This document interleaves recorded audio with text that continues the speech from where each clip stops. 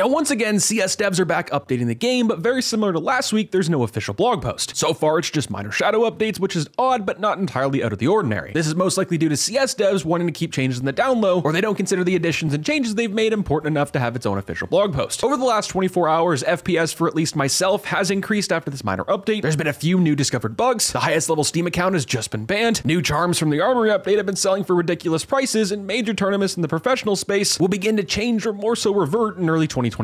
Today's video, we're to break down yesterday's unofficial blog post, discuss recent CS2 news, alongside a whole bunch more. Now, today's video sponsor is SkinsMonkey. SkinsMonkey is a buying but most notably trading marketplace for all your Counter-Strike needs. SkinsMonkey offers a wide variety of skins. Once you find the item you want, hit trade for either items you currently have or for one of many deposit options. You can use my code MANDO for up to a free $5 alongside a 35% deposit bonus. And with their large selection of skins, SkinsMonkey also offers daily, weekly, and monthly giveaways. If interested, the link will be in the description down below. Firstly, for today's video was last night's update and why Valve hasn't released a blog post. Now, the data miner known as Thor CS is to thank for finding and figuring out what the devs changed and added to CS2 last night. Now, he put out a tweet yesterday evening saying another Counter-Strike update without release notes. Valve added acknowledgement for low memory and insignificant disk space via an additional function called this random command. They also added a delete inspect grid function. Most likely it's for the armory user interface. Now, someone replied to this tweet saying in English doc, which I thought was pretty funny, and Thor CS was nice enough to actually reply and give us, well, this in English terms. Now, for the first part of the update, he said recently devs added a warning pop-up on the main screen for users who are resource limited, aka low memory or low disk space. So this code added today is acknowledgement for that. If you click on that pop-up, it will now store that information that it was acknowledged by the user. Now, for the second part, which is delete inspect grid, that's a function the devs added to delete the grid UI elements from the armory user interface. Now, sorry if the mic sounds a little bit different, this is myself in the post edit, but a big problem that has stemmed from this armory update releasing in Counter-Strike 2 was lots of problems with lag, random lag spikes, hit registration, people losing FPS, which we will hop into, and people dying behind walls. Now, Thor CS has just shed some light on this on his Twitter. He said, I thought I wasn't affected by this until I got freaking teleported while I was having a stable fiber connection. He said something is wrong at Counter-Strike, and he also added one of the few CS devs that actually talk with us community, aka Fletcher Dunn. He said it's like frames are getting skipped and I move a header behind a frame or two. And then he went to Reddit searching up all the recent posts about these exact problems. And as you can see, they're pretty much all stemming from the armory update. Now, I'm assuming CS devs, including Fletcher Dunn, are working on this as of right now, but at this moment, he hasn't posted anything about it. The most recent post he has from October 5th, saying people who have really good gaming routers, good internet, and good PCs, yet are still lagging, it might be on our end. And by turning off the QoS security feature might help for some players, which it does help for me, but I still can't help to assume that it's the game because myself and thousands of other people within the CS community are still complaining and having the same problems stemming from this armory update. Now, over the last few days, we have seen devs add in a shadow update format, changes for hit reg, changes for aim punch, and a few other changes that affect your in-game character. Now, I'm not 100% sure, but I think with time, this will only get better and devs will eventually talk to us about it either in an official blog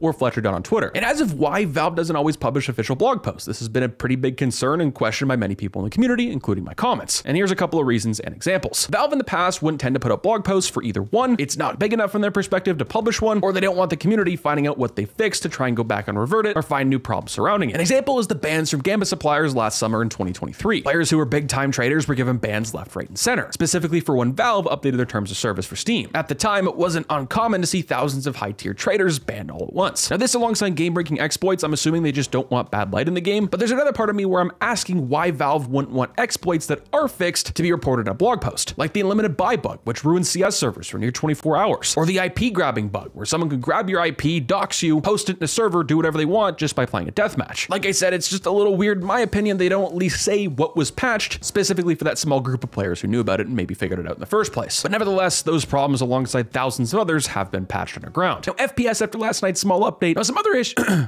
After the armory update, it wasn't just playing the game, you lagging, dying behind walls, problems with subtick, problems with your in-game character that happened, it was also FPS. FPS after the armory update decreased quite a bit, and it seems like with every update going forward, it has gotten better, and especially after last night's small update, and it's gotten a bunch better. I'm not sure if it's just myself, but a couple of my friends are also saying the same thing. I think this is also something that really depends on your PC specs, but also drivers. Now, stepping away from Counter-Strike updates is some brand new bans. It seems like as of right now, the highest level Steam account has just been community banned. Now, at this time, we're not sure if it's from scamming, being mass reported, or something else entirely. Within the next week, we should get an idea of what happened and if the ban was justified or not. And now I want to quickly touch on CS2's current market. And I state the market's kind of crazy right now because ever since the armory was introduced, it's been wild. Weapon charms now have patterns, and at this current moment are seen to be the most profitable out of the entire armory update, which at this time makes me think, based on the trade bans that Valve has implemented where you can't trade or market these items for a week, players right now were earning stars, buying up charms in the mass. In a week or so time, those said items are going to be ready to be listed. Crashes are going to take place, so don't put all your eggs in one basket. Now, since charms now have patterns, these two for some people are the exact same, but for some collectors, they think it's worth the 30,000% upcharge. Long story short, just buy with caution. As it stands for Counter-Strike 2's Pro Tournaments in 2025, ESL has recently put out a promotional video showcasing all these scheduled events and changes they're making to professional Counter-Strike in 2025. Now, a recent tweet from Osni CS, in my opinion, best describes what has happened, what is changing, but he says, as it stands for the ESL Pro League format in 2025, there's going to be 24 teams instead of 32. There's going to be 2 Swiss stages and 1 playoff stage. No more best of 1 matches. The final will be a best of 5, and he says these are great changes in my opinion. I think everyone who watches competitive Counter-Strike was really wanting this change and also asked the question why we went from a best of 5 to a best of 3